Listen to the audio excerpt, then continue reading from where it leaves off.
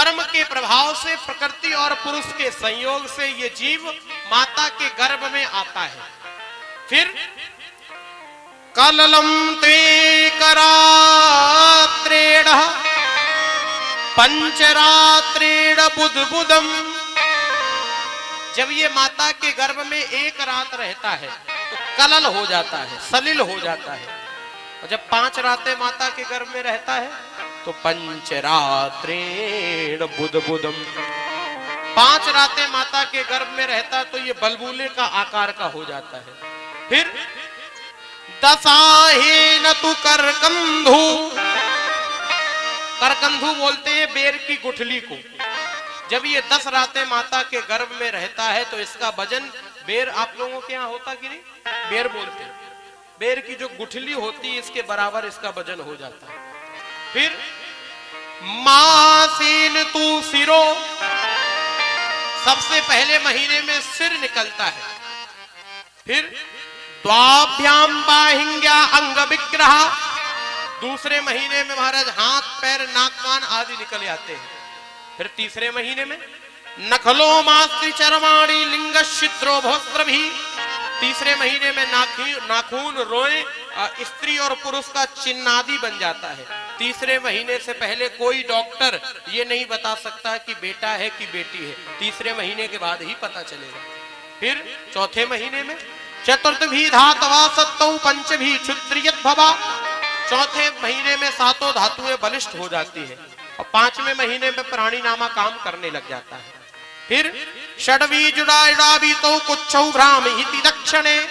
6वें महीने में ये जीव माता के दाहिनी कुच्छा से झिल्ली से लिपट के घूमता है तो इसे भूख लगती है, प्यास लगती है, तो इसे बहुत वेदना होती है। और जब भूख प्यास लगती है ना तो माता के गर्भ में जो कीड़े होते हैं रुरु नाम के, जो भोजन पचाते हैं, वो कीड़े इसे बार बार इसे डंक मारते हैं। बहुत इसे वेदना होती है, भूख लगती है बहुत तेज से।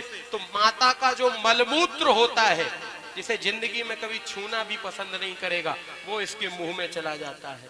अघोर नरक भोगता है 9 महीने तक, अघोर नरक। माता का मलमूत्र इसके गर्भ पेट में चला जाता है।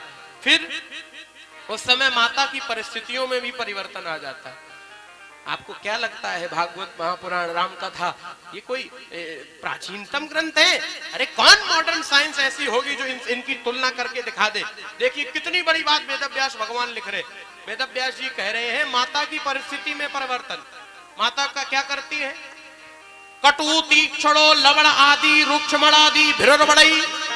माता क्या करती है? कड़ुआ, तीखा, खट्टा ये सब खाने का बार बार प्रयास करती है।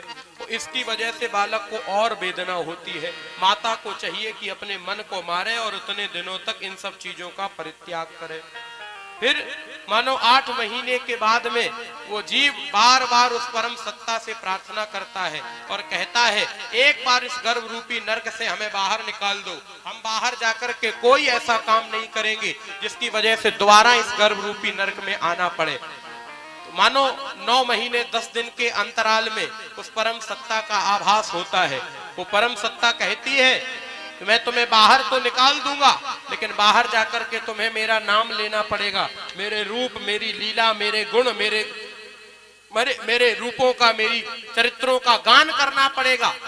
उस समय तो इसकी गर्ज होती है, तो उस समय तो हाँ कर देता है। और महाराज जैसे ही हाँ कर देता है, भगवान प्रसूतिका नाम की वायु उसको आदेश कर देते हैं। प्रसूतिका धक्का मार देती है और जैसे ही धक्का मारती है तो ये जीव माता के गर्भ रूपी नरक से निकलकर बाहर गिर पड़ता है।